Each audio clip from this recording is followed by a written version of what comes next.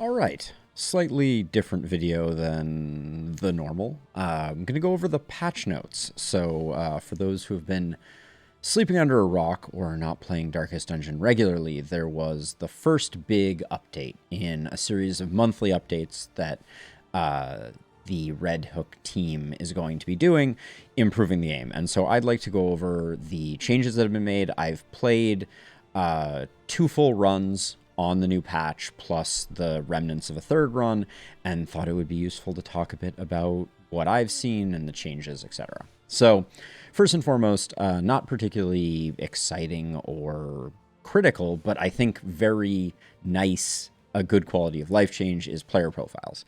So, one note about these is they do not play particularly well with Epic Games Store cloud profiles. So, I'm traveling at the moment. I had my cloud profile on one computer. I came to a new computer and I could not get my save game pulled down. That's something I'm sure they'll sort out at some point in the future. And then in-game patch notes are nice. Obviously, I'm not using them right now to go over them, but it's nice to have that information in the game.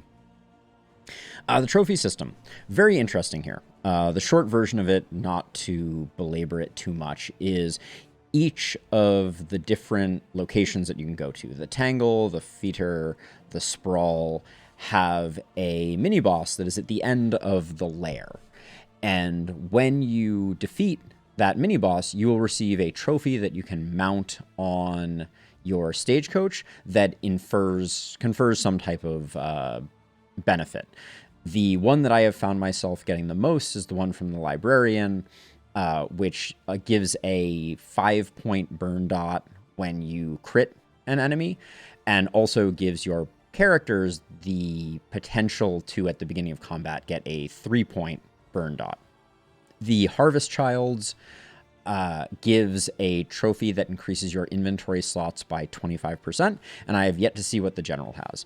I think this is a great change because it incentivizes going to lairs, which previously felt a little needlessly risky. The final bosses, the General, the Harvest Child, and the Librarian, are all relatively difficult to take on, and so I think this adds some difficulty to the game because now you have to choose to attack one. You can decide whether you want to do it early and recover or late in order to succeed. And generally adds another new dynamic, some way that you can modify the Stagecoach. So, great change. I think it's very interesting. I have yet to have a run where I did not find a way to defeat one of these. I think it will potentially be very frustrating if for some reason I miss a lair or something of that nature. New location, the Oasis. This is interesting. It is an opportunity to do some stress relief at a location that you go to. The piece of this that I missed when I previously saw it is keep your affinities trending in a happy direction. So when you utilize the Oasis, you get the same, all 4 of your characters show up on the left of the screen. You click one of your characters and that person gets a stress heal. And then other characters who are kind of like aligned to them also get affinity improvements, which is really nice. The Stagecoach livery skins. I think you do this at the Wainwright. I actually didn't check it out during either of my playthroughs. That's something I'll do on my next playthrough. But what I can tell you is every 5 levels, you get a new skin. I think the one that I got at level 30 was the Bloodied skin. It appears at level 50 you get one that's called the Ironclad. Seems like a cool concept. I'm not sure how much variation it is going to add to the Stagecoach, but big thumbs up for fun customization types of things. And every 5 levels, you get a little bit of visual intrigue. Infernal Flame. This is the big one. If you are interested, the run that is currently going live on my YouTube channel right now is my first Infernal Flame run. To explain the mechanics of it, at level 20, you unlock this in the meta progression, and it locks your light level to 1. Now, this is slightly different than the dark runs of yore in Darkest Dungeon 1, where you would not bring torches and you would be subject to all kinds of awfulness. This is... I don't think the final form that this is going to take. I like the concept of locking it to 1, but I think that locking it to 1, strangely, is honestly not a huge increase in difficulty. Obviously, you're going to get more elite enemies, more gargantuan enemies, more frenzied enemies. They will have more speed. They will crit more, The threats that come from enemies will be larger, but you're no longer having to contend with ambushes from cultists if your torch level drops to 0. And all of a sudden, it is much more viable to use darkness trinkets because, for those who are unaware, in the final section, the mountain, your torch level is predictably above 40%, I believe, every single time when you get to the Chains of Denial, which means that you can't really use darkness trinkets unless you now choose to do an infernal run. Overall, I think that infernal runs need to become more difficult, and there needs to be more difficulty built into them, but I think it's a very interesting concept. And the main piece of feedback that I have is there needs to be more reward for going into darkness. Right now, the pegged at 1 is not providing much in the way of reward outside of being able to use darkness trinkets, and it is providing some increased difficulty, and I think there needs to be some balancing there.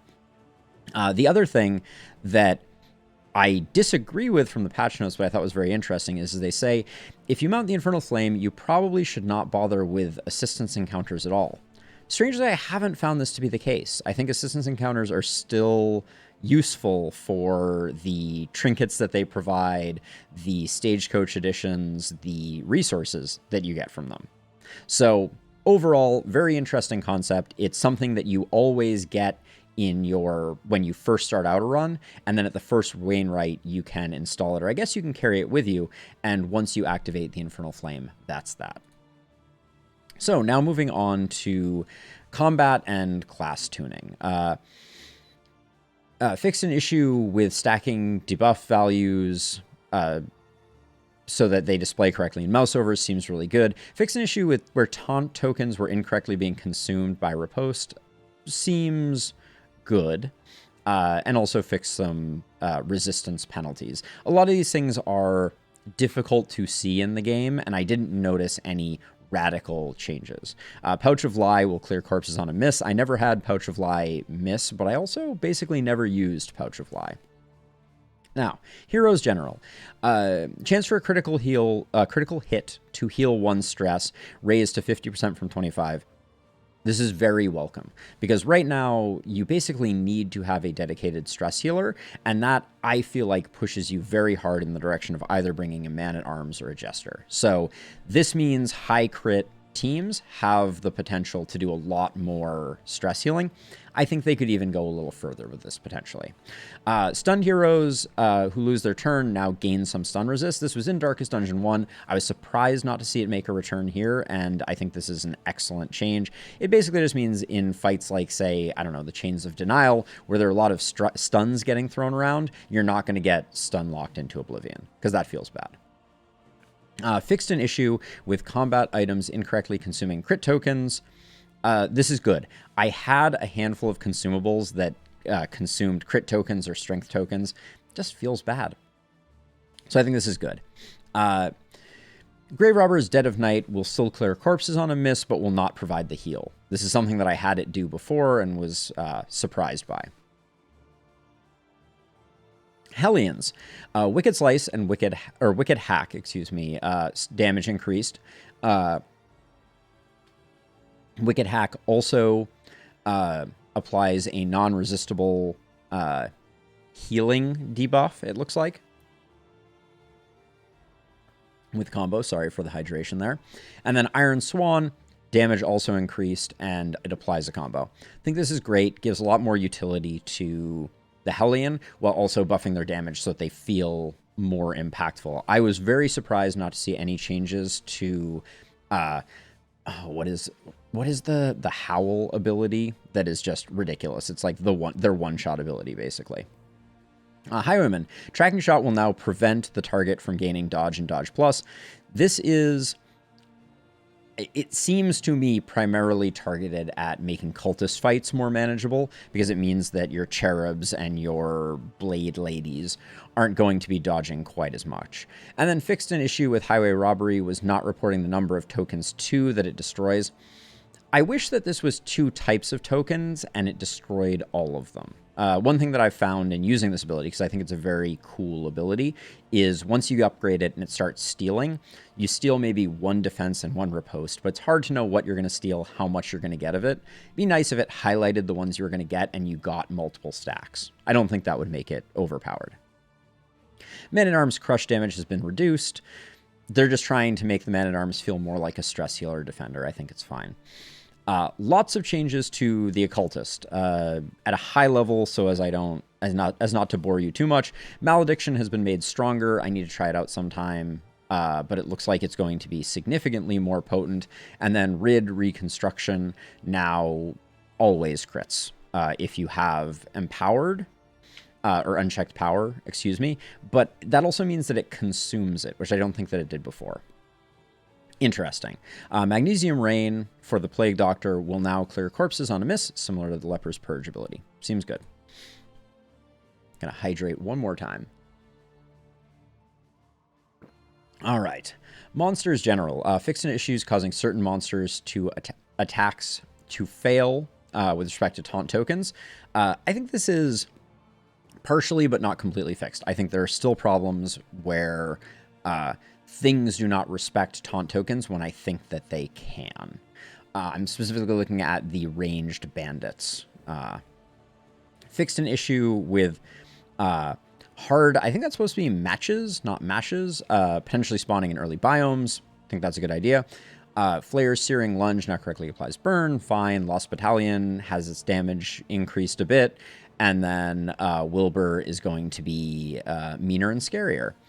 Brittle Bones has changed so that it displays in conditions. Seems good. There were a set of changes to hero shrines. All of these are pretty inconsequential from my perspective. I don't think there's anything crazy here. None of these chapters are things that I remembered as particularly difficult, but I think it's good that they're tweaking them. Moving on to gameplay. And a quick aside here, because I think this is something I've seen a couple of different studios doing, and I just want to shout it out because I think it's very smart. Acknowledging when suggestions are being incorporated by community feedback, that's what these red indicators are, I think is a really nice thing to do. It makes the community feel very engaged in the development of games, and Red Hook has always been a masterclass in doing that. So, friendly skills should no longer consume crit tokens when they aren't supposed to. I think that we already talked a bit about this, but it's very good. And then this next one, trinket awarding and unlocking. Reduced trinket award rates due to a wash in trinkets feedback, and should make trinket buying more important. So basically, you were getting a ton of trinkets. You're getting less trinkets now, and I think that's a good change. And then finally, moved class trinket unlocks to ensure that they are after the class is unlocked. Smart. Ghoul is no longer missing its corpse occasionally. Not sure I fully understand what that one is, but I've fought the Ghoul many times. And I remember it attacking corpses, but I don't think I ever saw it missed. Fixed an issue where in items would only have negative effects on relationships if they were totally maxed out. I understand how this could happen. Easy fix. Glad they changed it. Fixed an issue with act-outs not triggering a meltdown correctly. I don't think I ever saw that. Stagecoach upgrade slots. They will now unlock with profile level. So a brand new profile will only have access to 1. I don't know if this is necessary. I don't think it makes a big difference, but I understand why they're doing it. It bolsters the meta progression feel a bit more. Progression tuning stretched out the lower levels a bit more because some of the first runs were unlocking too many levels at once. Makes sense. I think I won my second run or something like that, or maybe even I won my first run and it unlocked like 5 levels of stuff, which I think it felt good, it felt impactful, but I could see why they would want to change it. Apparently faction trinkets are now more expensive. We'll see about that. Fixed occultist or a scouting buff from Loot and Dagger.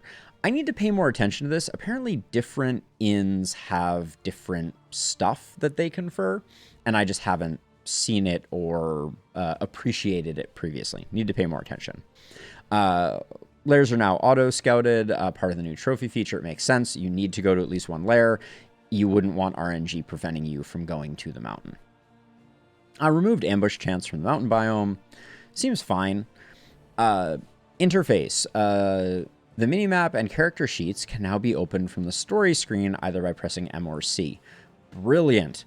It is so important sometimes to be able to, like, when you are in a hospital or other place, be able to look at where you're going next in order to plan effectively. That's that next point. The biome progress label, very helpful. You know how close you are to the mountain, even if you leave a run overnight. Quirk flavor text is now italicized, is fine. Biome progress in leagues is now working. Correctly using the plural of leagues, cool. Reformatted dot tooltips to be more readable. Fixed an issue with hero route preference in the UI. This is something that's easy to overlook at first, and I'm glad they've... I'm glad that I now understand it. I think they could make it more prominent in the UI, because it's easy to miss.